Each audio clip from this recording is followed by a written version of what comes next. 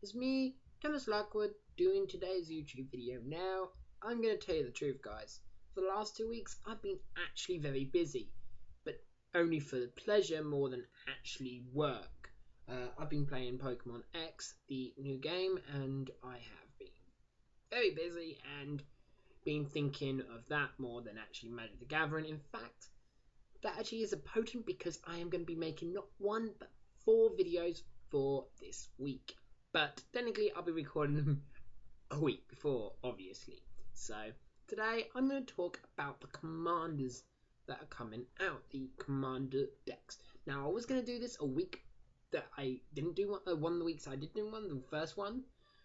But there was some hiccups, and I found out that the whole set was going to be released 2 days later. So I didn't put that one up and just went, screw it. I shall just put the video now. And, well, these cards are very interesting, but they're not in order. I have literally copied their website and just said, yeah, that's it. Anyway, so you got to hold on with me and some cards I need to explain properly. First one, Marth, Wind of the Wilds. It is a green, white, and red commander. It's a 0/0, but it enters the battlefield with +1/+1 counters equal to the amount you spend on it. So you spend it for 5, it comes out with 5 +1/+1 counters. With X and remove X counters from him, you choose 1, you put X +1/+1 counters on target creature. He deals X damage to target creature or player, or he puts an XX elemental token onto the battlefield. Now, something that needs to be noted, and it's really important, that if X cannot be 0, because if you have an Anthem effect, you make infinite 1/1s, which they don't really like doing nowadays with their own cards. So I just have to point this out. It has been errated. There is also another erration, which we'll get to in the actual commons and uncommons and rares that are put into the set. Anyway, we'll also talk about the other green-red legendary creature, which is Gasha, Honored One. 2 colorless mana, red, green, and white, obviously. Whenever a creature attacks one of your opponents or a planeswalker opponent controls, it gains +2/+0 until the end turn. Now, this is actually very beneficial for your opponents to not attack you. I am liking that they are doing this for most of the commanders now. They're giving them sort of like a opponent hatred and cavalry. So they actually make opponents hate you because you're making them be better for them. It's a weird situation, but it is supposed to work. And how I'm looking at this, it likes it. Now, the third one is Nalia of the Arara, which is a reprint, which I will not be talking about. There is a collection of reprints that I am going to talk about, but that is not one of them. And there is also another reprint that there's some cards I was ashamed to say they weren't in the set, to my opinion. But we'll get to that later. Anyway, we'll now talk to the Jund ones. Now, Jund is a bit weird, because they just actually don't have really 2 good commanders, literally. Jund has Shattering Gang Brothers. Plural. Of course, wizards, you love using plural sometimes. With 1 colorless mana, black, green, and red, it's a 3/3. Not too bad. But it has 3 abilities. Both of them are 2 colorless mana and 1 of a color that is in its casting cost. The black one, you sacrifice a creature, each other player sacrifices a creature. The red one, you sacrifice an artifact, each other player sacrifices an artifact. Green one, you sacrifice an enchantment, each other player sacrifices an enchantment. Now, this is a very nice variation, because green mostly deals with enchantments, red normally deals with artifacts, and black normally deals with creatures. However, this is only really going to be useful if you have an unlimited resources of them types.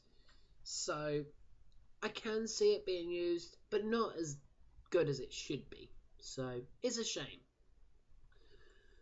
Porthrash, the Sky Raider of Kelda, which is one I have already spoken about. I'll just go through him one more time. He's 3 colors mana, black, red, green, 5/5 flyer, which isn't too bad. Whenever you cast him, he puts 0/1 Cobra of the Keeps onto the battlefield.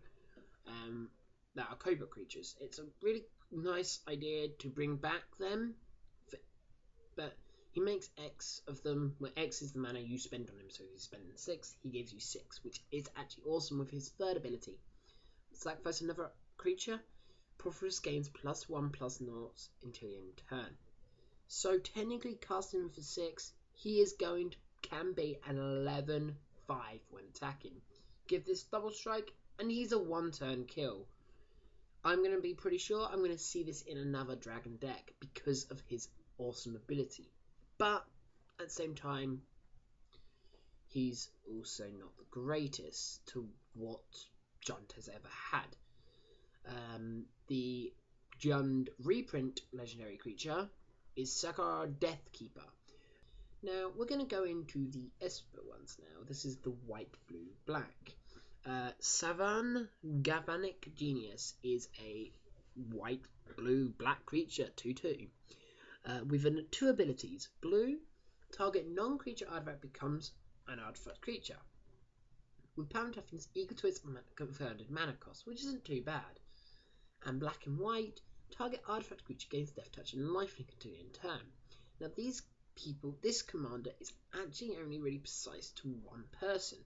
The person who does like playing Khan. Khan is a dude that has near enough the same abilities. He is a guy that would slow the batch down by becoming a 0/8 when he blocks or becomes blocked, but not only that, he turns things into creatures. Non-creature artifacts into creatures artifacts. So I like the idea of this, but the only reason why you'd run this more over Khan is purely because of something that he is. Khan is 5 mana, this is free. And not only that, this is coloured, so you can run basic lands. It's the only thing that I've seen that's good, and my friend has actually changed purely for that reason. Odeon Ageless Ascent. He is a 3 colours mana, white, blue, black commander, which isn't too bad as a 4/5. Which makes him look bad when he has no key abilities. But at the beginning of your upkeep, you gain 2 life, which is actually quite nice. Whenever you gain life, you may pay 1. If you do, draw a card, and each opponent loses 1 life. Now, this is actually putting a nice twist on it, allowing the white life gain become a blue and a black thing. Blue drawing a card, and black making each opponent lose a life. Now, there is also something else. This only triggers when he is on the battlefield. Why do I say this? Well, at the beginning of your upkeep, if he is in your command zone, you gain 2 life. Now, this is actually a unique thing that should never have been done in my opinion, but I hope they have thought this through. That's my opinion, but it's really, you can use it. And the one that is used as a reprint is Shroom. Now, Shroom is actually one of the best commanders out there, but is a really combo one. So I just have a fear that the combo might just become broken. But that's my opinion. Next one, we will talk about the what colour is that? That's the blue, black, red, which is Grixis. Sorry, my brain is really tired. It is 10:20 because I'm doing this late night. I don't really care because I've done so many more other videos. Anyway, Yaviva will be the first one I'm talking about. And also, I'd like to point out one little thing. Topping Up Productions, a company a YouTube account that I have been watching for since it began, and also have one of my own commanders on there, Valia, have made a video, and I will be actually at the end linking their video somehow on the screen or in the description below. I'd like you guys to watch it. it is going to be talking about the grits this one first, but when the other ones are done, I shall put them in the list as well and hope to share the love. Anyway, she is a 1 blue, black, red, flying 1/3. I've already talked about this one, but I'll go for it a little bit more because of how good she is. When when in this battlefield, not attacks, something different for the attacks. Each player exiles the top X cards of his or her library. When X is the amount of mana spent on it, so if you spend 4, she exiles top 4. Now this is actually quite smart because you can exile your own big expensive spells. I will be laughing now when I see someone cast this for 4 and then they get boundless realms. Because when she attacks, you may cast an instant or sorcery from that exile zone that you've used with her without paying its mana cost, which is actually quite nice. Now the other grits this one is the one they actually base the deck around, which I also think this deck is one of the weirdest ones because I can explain why. Nokras, the Mind Razor. 2 colorless mana, blue, black, and red. It's a 2/4 with no abilities. It's a bit weird lately that they're not making legendary creatures with abilities, but we've activated a bit keywords. But let's see the reason. At the beginning of each player's upkeep, that player draws an additional card, which is actually very good. However, it is like a sort of a group huggy. Whenever an opponent draws a card, though, he deals 1 damage to that player. Now, giving him lifelink is also a quite nice idea, but I also see the idea that Tomogo Productions did, which was let them draw themselves out. Them drawing them cards is actually very good, but the problem is, if they draw more cards, then they can get enough card advantage to defeat him, but if they don't get the right cards in time, they've most probably lost by either decking or loss of life. 40 out of 100 is actually quite hard to do, but you can do it. I would also like to say, they didn't do it in the description, but I would consider lifelink, because he deals the damage, so he can gain life. But that's my opinion. You don't have to listen to it. And the last and final one is Bant. Rune of the Hidden Realms. 2 colorless mana, green, blue, and white. He has Trample and Vigilance, which is actually a nice combination. He can attack for 4 and then hold up for his ability, which is a nice ability. 2 colorless mana and tap, you exile another target creature. Return that card to the battlefield under its owner's control at the beginning of the next end step. Now this is lucky saying not under your control because of that situation and just being able to nick so many things, but being able to fog damage or even just get rid of a blocker is very nice sometimes. And the problem is, Hexproof is a good thing in EDH. Even though we don't want to admit it, Hexproof and Shroud are really good. Next one, and final one of the legendary creatures that are multicolored, I think there's actually none. Oh no, they didn't do that, right? I'll explain that in a little bit. But legendary creatures that are that are 3 colored. That's new is Divine Neurotic Tactician. Now this is the most brokenest one out of them all for a very good reason. It's green, blue, and white 2/3 to cast with flying. When it enters the battlefield or another creature deals combat damage to a player, you may tap or untap target permanent. Now this is really good because of the situation. You can untap all your lands, or you can just cast it and tap down something and swing for the win. But that's not the reason why I like it so much. It's because its second ability is actually the third ability and final ability is actually obscenely strong. Now if he dies, normally you would have to spend 5 mana to cast it, but this way is actually a bit different. 1 colorless mana, green, white, and blue.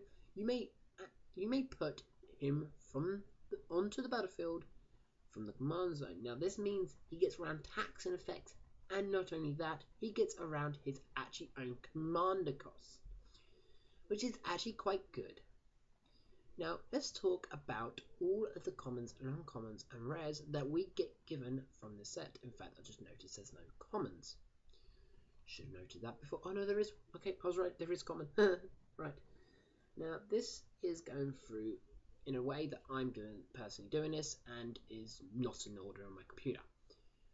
Bane Force is the first one. Now the Black Force, we finally see what it is. Triple black and 5 colorless mana, Just like its other ones, 7/7 like its other ones, but at the end of each upkeep, you draw a card and lose a life. Now, just be careful, this is going to be in a deck that has a lot of life gain. I would suggest this purely for the fact that drawing cards is powerful, yes. And like Phyrexian Arena is one of the most powerful cards in the game for black, yes. But the problem is a Phyrexian Arena each turn is going to be, if you play 4-way EDH, 4 life and 4 cards. The good cards are good. But your lives can be in trouble because you're drawing so many cards. And it's not a May, so you could deck yourself out. More unlikely than actually losing 40 life from itself. Anyway, next one we're going to talk about is Curse of Shadow Graves. Now this is a curse, and I like the idea. They have returned curses in this set, one for each colour. And these curses are ones for mainly multiplayer, because they would have been too strong actually in standard when they did it. And I'll explain why a little bit later with some of them, but some of them could have made it. I think this is the final representance of the ones that couldn't make it in the thing.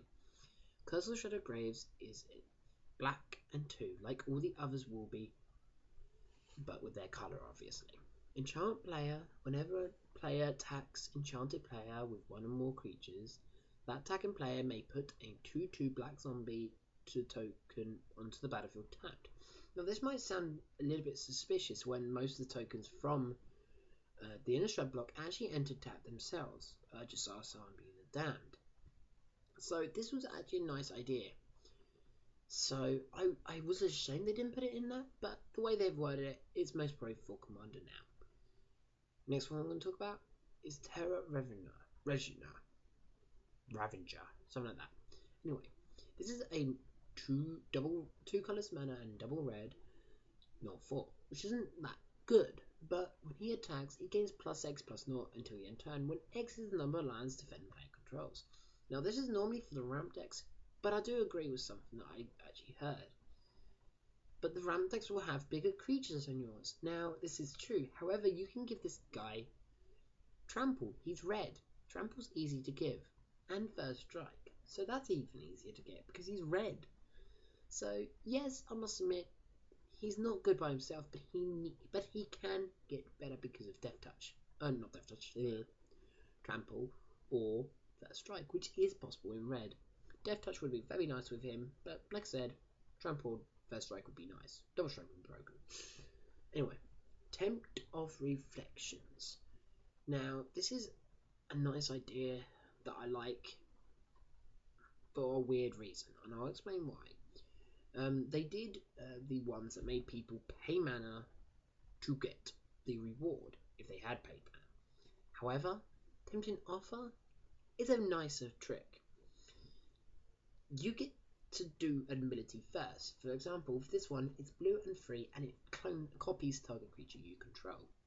Then each opponent may do the same effect. If for each opponent that does, you get to put a token onto the battlefield with the same. Put a token off target card onto a creature.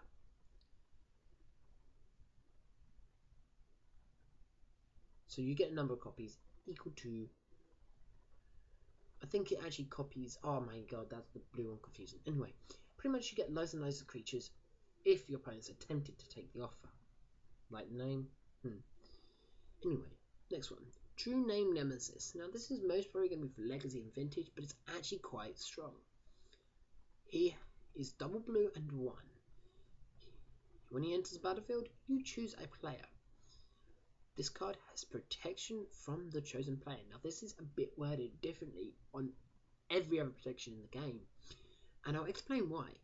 If you read protection, creatures with protection can't be dealt damage from that thing, can't be targeted by that thing, can't be blocked by that thing, and can't be enchanted or quit by that thing. But it's now a bit different with this card. This creature can't be blocked, targeted, dealt damage, or enchanted by anything controlled by that player. So that player can't really do anything to that free one. Reason why it's Legacy. And I'm pretty sure we're going to see some nice good sack effects coming back into Legacy, which is a rare situation. Or counter spells, because they're common. Anyway, we from the ashes is the next card we'll talk about. Destroy all non-basic lands for red and free, which is actually very strong. But they don't like land destruction without a price, and this one has one. For each land destroyed this way, its controller may search his library for a basic land and put it onto the battlefield. Then, for each player who searched their library, his library this way, they shuffle it. Now, this is actually quite weird and strong in a weirder situation. This could be a ramp deck. And when I mean ramp deck, I mean you can have all your basic lands on the battlefield and then destroy all of them and then untap or get all those basic lands, which is actually quite a nice idea. But it will be used purely for the decks that run free colour, and I'm actually going to be a bit pissed off if I play Mimeoplasm in this because I run 4 basic lands. Yeah. This could also see Legacy play actually, but its 4 mana is actually quite high. Anyway, next one, Restore. Restore being a one-word sentence, and its ability being very weird, well, effect being very weird as a sorcery, like the other one was, and Tempted Reflections, which I don't think I said, but I hope I did now. It's actually quite unique, and also I feel like it will be used in Legacy and Vintage as well. Put target land from a graveyard onto the battlefield under your control. Now this is actually very good because if you have Wasteland or Strip Mine and restore that land, you're just spending 3 mana to gain control of target land, which actually is very strong. However, EDH playable, it's possible. If you have Cable Coffers on your opponent's side and they have the Wooburg, you can just destroy their own Cable Coffers and nick it yourself. But you need land destruction yourself. Next one, Divine Spirit. Being a 2/4/5 mana, single blue and 4. When you deal some damage to a player, you and that player draws that many cards. Now I like this, giving it loads and loads of power, and your players might take that purely because they want the cards. Also, it's very politic, saying, "Oh, can I swing at you?" Yeah, sure you can. Alright, can I deal you 20 damage? Oh yeah, sure. Why? But why? Why do you mind this? I'm going to draw 20 cards. Oh, did I not tell you it has Double Strike now? And then they'll just cry because they can't deal with it. But that's really like a overkill, but it's still a very good card, and switching its power and toughness might be the best thing to do with this card. Next one is Price of Knowledge. Now, this is a price that anyone will be given to take. Players have no maximum hand size. It feels a bit weird and actually smart when Price of Knowledge and next one, Mind Razor, both have the situation of they give your opponents a good advantage and then the bad, which this one has at the beginning of each opponent's upkeep. Price of Knowledge deals damage to that player equal to the number of cards in his or her hand, which is actually very strong. Only problem is, it is 7 mana. Man, that's a lot. Tempted with Vengeance. Now this one is the only attempt that has X in its type, and there is a reason for this, and I'll explain in a minute. Put X 1/1 elemental creature tokens with haste onto the battlefield. For each opponent. Each opponent may put X 1/1 elemental tokens on the battlefield with haste as well. For each player who does, put that many again onto the battlefield. Now this is actually quite smart, because if one opponent does it, then they can go, I'll go for some, and then you double their tokens. But your tokens could be better because yours can have red, which means they could have Fortress, which is quite a nice idea with this card when you spend all your mana into it, and they have haste, so they're able to attack the turn as well. So this is a card really for Porphyros, the new red god, and hopefully I'll be coming to you with a 5-coloured commander matchup with all 5 gods being used, but that's a bit later on, most probably after Christmas when I can afford each god. Anyway, next one, Widespread Panic. Red and 2 colourless mana. Whenever a spell ability causes his opponent to shuffle his or her library, that player puts the top card of his or her library, puts a card from his or her library to the top of his or hers, puts a card pretty much back on top of the library from their hand. Now there is something I would like to point out about this. This is quite nice because red doesn't really have a card disadvantage, and this gives it to him. So I would use it, but only in them decks where I can make my opponent shuffle their effects. Getting them cards down to 0, it's actually quite nice. Next one. Optimancer. At the beginning of each upkeep, if you control no snakes, put a 1/1 black snake onto the battlefield with Death Touch. Now, this is very good. I don't know why it's rare, but it's still very good. Making it able to not have a snake on the battlefield is quite easy in black. Use Conservancy and it will change the type of that thing to whatever you want. Changes all of them. So you change it into mental, and at the beginning of your upkeep, you're always going to guarantee getting 1/1 snake, which is an elemental technically. Changing its type on the thing as well is also a quite nice idea. Changing things that says you control no snakes to you control no forests or something like that. A creature type that is needed. And a creature type that can be guaranteed. But this would evolve blue, but it's still a nice idea. Next curse in the cycle is Curse of Predictions. It's green in 2 colours, like I said for all of the others. Enchant player. When enchanted player attacks. When a creature attacks enchanted player, put a +1/+1 counter on it. Now this is very good, and I'm going to like it. However, it can be a downside with cards with Undying, but at the same time, Persist is going to love this card. And I can see this being legacy playable if Kitchen Sinks was legacy playable. Nah. Curse of Aeneia. Oh my god, they like making these names wrong. It's the blue one out of this one. The blue one's a bit more boring than the others because it really doesn't have a good ability. Whenever a player attacks enchanted player with 1 or more creatures, that attacking player may tap target permanent of his or her choice. Wow. Absolutely terrible. Sorry. Anyway, Darksteel Mutation is the next one. Now this one is the other one that has been reworded. And I'll explain why soon. Enchanted creature is a 0/1 insect artifact creature with instruct speed and loses all other abilities.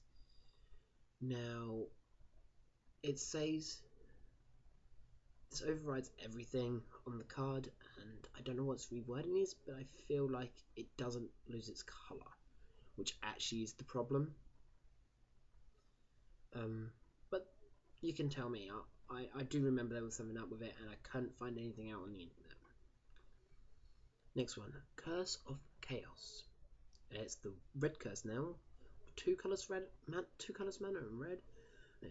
Whenever a player attacks enchanted player with 1 or more creatures, attacking creature may discard a card. If that player does, she draws a card. Now this is actually quite nice, making people attack it purely because they want to draw more cards. Which card advantage is the most powerful thing in the format, so I like it. Hooded Horror. It is a 5 mana, 4/4. 4 colors mana and black. He can't be blocked if the defending player controls the most creatures or tied for the most. Now, since you'll be swinging most probably at the biggest dude on the power, unless he's you, this is going to be a 4/4 unblockable. Putting things swords on him will just make him even better. Mystical Barrier. 4 colorless mana and 1 white. When he enters the battlefield or at the beginning of your upkeep, choose left or right. Each player may attack only the opponent seating nearest him or her at the last chosen direction that planeswalkers controlled by that player. So you can actually keep all damage away from you. If you're in a 4-player EDH and there's a person beside you, you go right, so they go to attack those. But when it comes to it's at the beginning of your upkeep. Okay, so that would be you can literally make yourself almost immune from all players except 1, which actually is quite nice. In a 4-player EDH, 4 or more is going to be the only place that matters. This is also feeling like a bit of a card that a thing that happened, I think it's like Emperor or something like that. I don't remember what it was called, but it's like that format. Next one, Tempt of Glory. Put a +1/+1 counter on each creature you control. For each opponent may put a +1/+1 counter on each creature he or she controls. For each opponent who does, you put another +1/+1 counter on each creature you control. Nice, easy, simple, effective. Next one, Scenario Master. It is a for 1 colourless mana and white, which isn't too bad, but not great either in a commander. But when it blocks, exchange its power and the power of the target creature is blocking until the end of turn. Now I get a bit confused if this counts the +1/+1 counters, but I fear it does not. So, hey ho. Spawning Grounds, double green and 6. That is an enchantment or an enchanted land. Enchanted land has tap, put a 5/5 green beast token on battlefield with trample. That's not too bad. Next one, Toxic Delude. Now this is black and 2 colours mana. In addition to its casting cost, you pay X life, which in Commander you can pay almost any amount you want. All creatures gain -X until the end turn. This becomes a free mana instant wrath. You can just name the highest creature on the battlefield and you can wrath it. Only problem is it is a sorcery, so. Fell Shepherd is the next one. 5 colours mana and double black. Whenever he deals combat damage to a player, you return to your hand all creatures that were sent to the graveyard, put into your graveyard from the battlefield this turn. So if 2 creatures died, you return both of them to your hand. With his second ability, it's quite nice. Black and sacrifice another creature. Target creature gains -2/-2 until the end turn. Sudden Demise is the next one, which is also quite funny because it is another red and X spell they added into the format. Choose a colour. Sudden Demise deals X damage to each creature of the chosen colour. Now this is quite nice and quite smart because it's a red wrath that could do a lot of damage to all players that ain't you. And they have been trying to do that lately with colours that are smart. So, next one, Bane of Progress, which is actually a nice creature. For 6 mana, double green and 4. With Sudden Demise being a sorcery because I completely forgot. When he enters this 2/2 that enters battlefield when he casts 6, sounds bad. Just like my throat just went. But when he enters the battlefield, destroy all artifacts and enchantments and put a +1/+1 counter on him. Each one destroyed this way. For each permanent destroyed this way, which is absolutely nice. Next one, Illusionary Gambit. Finally, they've given a blue fog, but it's a weird blue fog. Double blue and 2. You mainly cast this during your declare a blocker step and opponent's turn. It's an instant, by the way. Remove all attacking creatures from combat and untap them. After this phase, there is an additional combat phase. Each of those creatures attack this turn if able. They can't attack you or a planeswalker you control their combat, so they are forced to attack another player, which is quite nice. Next one, Angel of Familiarity. It's a 3/4 flying angel, 1 white and 3 colours mana, which is actually very good, but has some better ability. When she enters battlefield, exile all cards from target player's graveyard, meaning you can stop them graveyard hate decks, but be safe for yourself. Next one, Curse of Forsaken. There is one I missed, but I'll go back to that one later. Being a white and 2, being the curse for the white. Enchant player. Enchant player is attacked, its controller gains 1. So, I attack with 2 of my creatures, they you gain 1 life each. Which is actually quite nice when you're a life gain deck and you have effects that, like, whenever you gain life, they lose life. So, I can see this working for yourself more than anyone else. Next one we're going to talk about is Unexpectedly Absent. Double white and X. Instant. Put target non-land permanent onto the owner's library beneath the top X cards of his or her library. Now this is even quite nice, because you can just put it on the top of the opponent's library by just paying 0. So, it's worst comes to shove, a condemn for any non-land permanent that doesn't gain life. Nice. Djinn of Infinity Decrees is a nice card as well. Being a 2/7 for 6 mana is very strong. With flying even better, tap, exchange control of 2 non-legendary creatures, meaning you can't gain control of opponents' commanders. You can't activate this ability during combat, which actually makes sense when you do not want to switch 2 controls of 2 creatures and make them not be able to attack, because it becomes a bit confusing then. Also, it doesn't state that it has to be one of your creatures. It could be 2 opponents' creatures if they are nice enough to you. So yeah, just remember that. Witch Hunt is the next one. Players can't gain life, which is quite nice for 4 and red casting costs. Beginning of your upkeep, Witch deals 4 damage to you. Beginning of your end step, target opponent chooses at random gains control of it. So you cast this, your end step, you give it away. Just hope you don't get it yourself. Next one, Order of Succession. Choose left or right, starting with you proceeding, and the proceeding of the chosen direction. Each player chooses a creature controlled by the next player. Direction, each player gains control of that creature. So it's a mind control that's actually very strong. Next one, Nylia of the Soul Beast. The other one being a sorcery. Why do I always forget the sorceries? Saying sorcery on them. Soul Beast is a 8 mana card, 6 colors mana and double green. It's got trample. When you cast it though, each player reveals the top card of his or her library. Now it enters battlefield X +1/+1 gunners, where X is the total command mana cost of all cards revealed this way.